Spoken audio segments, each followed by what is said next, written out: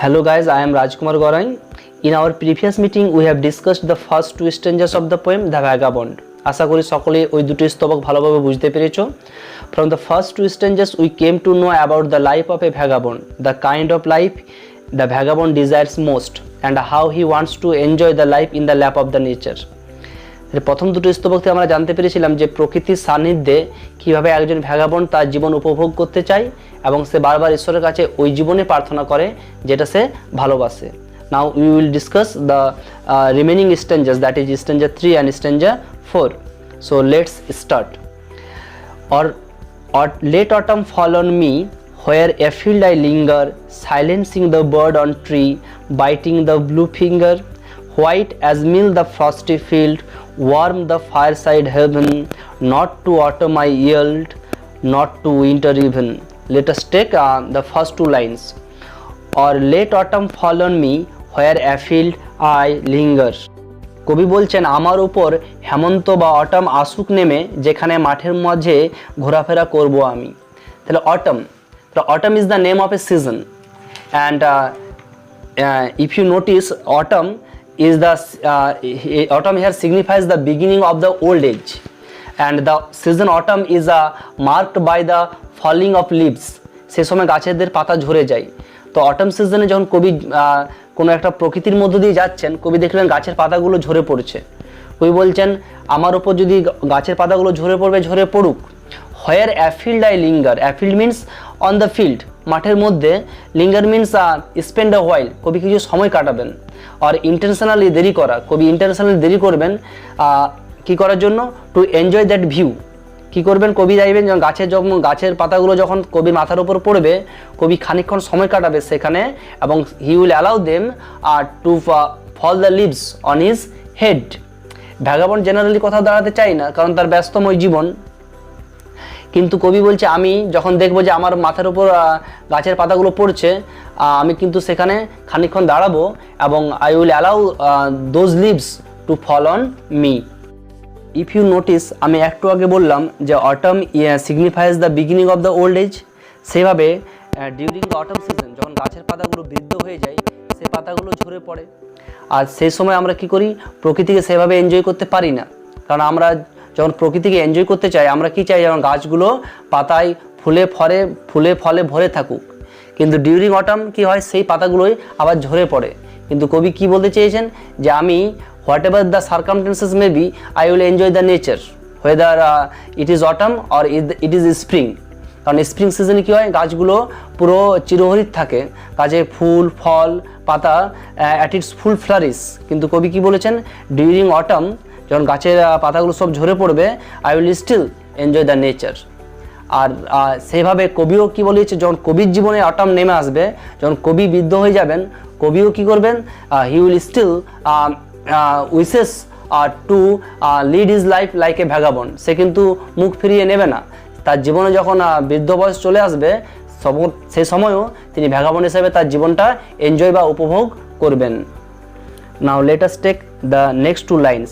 Silencing the bird on tree, biting the blue finger. এক্ষেত্রে কবিতায় এখানে একটা ডেঞ্জার বা বিপদের কথা বলা হয়েছে। Stanza 3 is even darker than stanza 2 in this progressively dark poem. In the third stanza, the poet speaks of the harsh condition in autumn and winter. Generally, winter comes after autumn. Autumn পরে কিন্তু কি আসছে? Winter আসছে। And in winter কি হচ্ছে? সমস্ত পরিবেশটা শীতল থেকে শীতলতম হয়ে দাঁড়িয়েছে। এত ঠান্ডা হয়ে গেছে যে সমস্ত কিছু যেন মনে হচ্ছে জমে গেছে। And that very frost, that very coldness, excessive coldness silenced the bird on the tree. There is a excessive coldness in the atmosphere that makes the bird to stop their note, to stop their music. এত ঠান্ডা পড়ে গেছে যে পাখিগুলো কি হচ্ছে? নিজেদের গান বন্ধ করে দিয়েছে।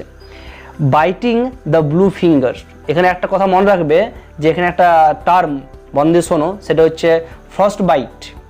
এই টার্মটা তোমরা সকলেই পরিচিত, যে ঠান্ডাতে যখন প্রবল ঠান্ডা পড়ে, সেই সময় ঠান্ডাতে জমে যাওয়ার ফলে আমাদের যে শরীরের অংশ যে নীল হয়ে যায়, অত্যধিক ঠান্ডার ফলে কিছু শরীরের অংশ যেগুলো নীল হয়ে যায়, সেটা হচ্ছে ফ্রস্ট বাইটের ফলে। ফ্রস্ট বাইটের ফলে যেগুলো শীতলতম জায়গা সেখানে অনেক সময় বহু পাখির মৃত্যু ঘটে ডিউ টু ফ্রস্ট বাইট। তো যে ফ্রস্ট বাইটের কী হচ্ছে, বাইটিং দ্য ব্লু ফিঙ্গার, ওই পাখির যে ফিঙ্গারটা সেটা নীল রঙে পরিণত হয়েছে। কেন? Because of the excessive coldness, এই প্রচুর ঠান্ডার ফলে। যেখানে শীত তার কামড় বসাচ্ছে কোথায়, on the blue finger of the bird. তাহলে এক্সেসিভ কোল্ড যেটা কি করছে, পাখিদের স্তব্ধ করে দিচ্ছে এবং তাদের নীল পায়ে কামড় দিয়ে চলেছে। এই প্রসঙ্গে তোমাদের জন কিটসের একটা কবিতা দ্য পোয়েট্রি অফ আর্থ, সেখানে একটা লাইন খুব মনে পড়ে। সেই লাইনটা হচ্ছে, frost has wrought a silence. সেই শীতলতম রাতে ফ্রস্ট, তুষার, একটা নিস্তব্ধ পরিবেশ তৈরি করেছিল। And it seems that there is no kind of music from the bird is possible there. সেই সময় মনে হচ্ছিল যে কোনো গান সম্ভব নয়। তাহলে আমি কি বললাম, frost has wrought a silence, যে তুষারপাত একটা কি করেছে, নিস্তব্ধ পরিবেশের তৈরি করেছে। সেইভাবে একইভাবে এখানে যে ফ্রস্ট, যেটা বাকিদের কি করছে, স্তব্ধ করে দিয়েছে। এবং ইট seems that the bird would try to fly in some warmer climate to save their lives. Now let us take the next two lines. White as milk the frosty field, warm the fireside heaven. Here the poet uses a metaphor. কবি এখানে একটা metaphor ব্যবহার করেছেন, যে white as mill the frosty field. আমরা সকলেই জানি যে ডিউরিং উইন্টার প্রচুর তুষারপাত হয়, প্রচুর বরফ পড়ছে।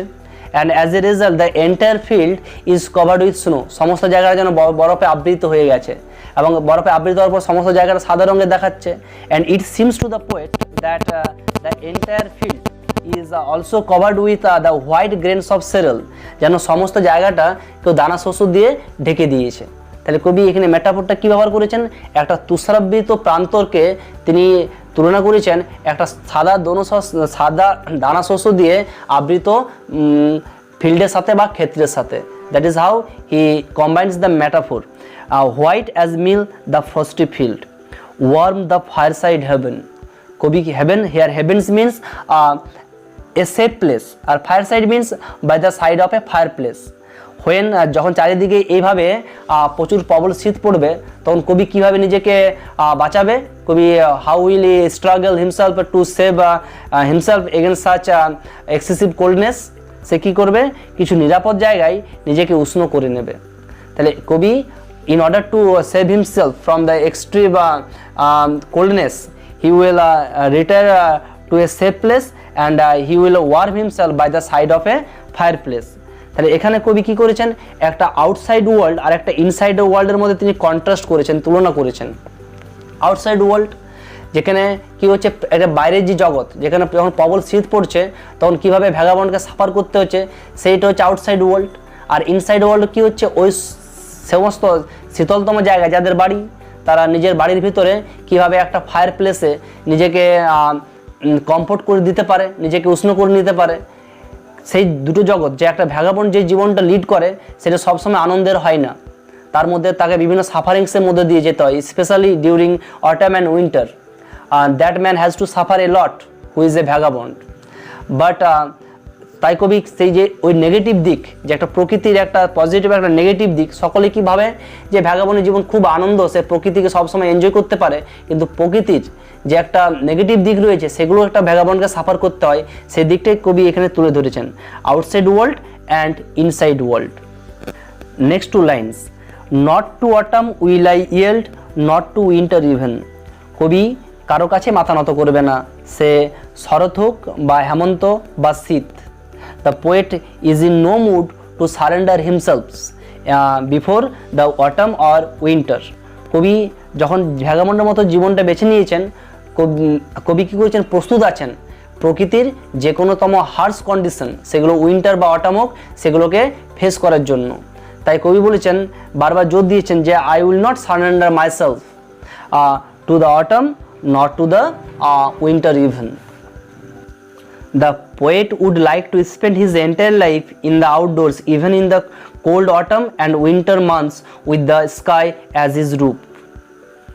The third stanza describes the approach of autumn and winter, and the speaker anticipates actual pain and expects a certain degree of suffering. He can still also imagine warmth and comfort as when he mentions the warmth of a fire. His entire attitude towards life is mature and balanced. He is paradoxically, more preciously, the kind of a person who would make a good husband, father, relative or friend, even though he seems to keep his distance from other people. The poet is in no mood to surrender before autumn or winter. He is prepared for death anytime it comes and the destiny of his fate. Now let us take the fourth stanza. যদি ভালোভাবে লক্ষ্য করো, fourth stanza is nothing but the repetition of the second stanza. এই second স্ট্যাঞ্জাটাকেই আবার চতুর্থ স্ট্যাঞ্জাতে পুনরাবৃত্তি করা হয়েছে। তাই আমি আমার আগের ক্লাসে আমি স্ট্যাঞ্জা 2টা ভালোভাবে আলোচনা করেছিলাম। তাই সেক্ষেত্রে যেহেতু স্ট্যাঞ্জা 2 আর স্ট্যাঞ্জা 4 সিমিলার, তাই সেক্ষেত্রে আর আলোচনার দরকার পড়বে না। এখন আমরা আলোচনা করবো যে why does the poet repeat the stanza second stanza again in the fourth stanza. Now let us discuss. তোমরা যখন কবিতাটা আমি শুরু করেছিলাম, আমার প্রথম ক্লাসে আমি বলেছিলাম that this poem has been taken from the songs of travel. এই কথাটা দেখবে আগের ক্লাসে বলা আছে যে সংস অফ ট্রাভেল থেকে নেওয়া হয়েছিল।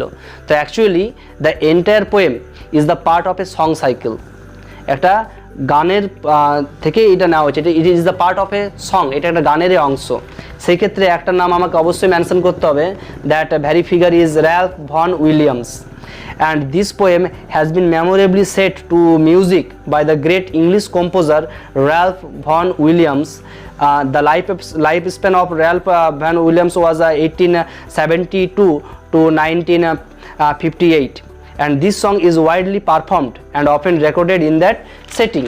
তাহলে আমাদের কি হয়, দেখবে গানে কোনো একটা লাইন বা কোনো একটা স্তবকে দেখবে পুনরাবৃত্তি হয়, সেটাকে ছন্দ মেলানোর জন্য বা সেটাকে শ্রুতিমধুর করার জন্য। সেইভাবে যেহেতু এই কবিতাটা ছিল একটা গানের অংশ, তাই সেই কবিতাটাকে ছন্দ মেলানোর জন্য যেভাবে গানে একটা লাইনের বা একটা পংক্তির বা একটা স্ট্যাঞ্জার যেভাবে রিপিটেশন হয়, সেভাবে এই কবিতারও রিপিটেশন করা হয়েছে এবং এটা করেছেন র্যালফ ভন উইলিয়ামস।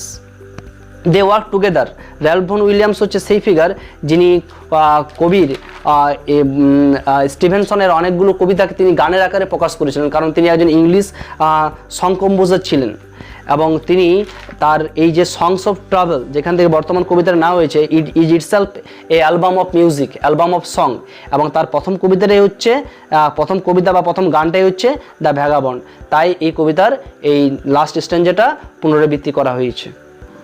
আরেকভাবে বিশ্লেষণ করলে বলা যায় যে কবি এই যে এই যে স্ট্যাঞ্জাটা সেটা তিনি রিপিট করেছেন, সেটা হচ্ছে to show is intensity emphasis on the life of A vagabond. তিনি যে একটা ভ্যাগাবন্ডের জীবন কতটা সে কাম্য করে, কতটা সে তার চাহিদা ভ্যাগাবন্ডের জীবনের প্রতি, সেই জীবনের চাহিদাকে তিনি ইন্টেন্সিফাই করার জন্য তিনি এই লাইনটা রিপিটেশন করেছেন।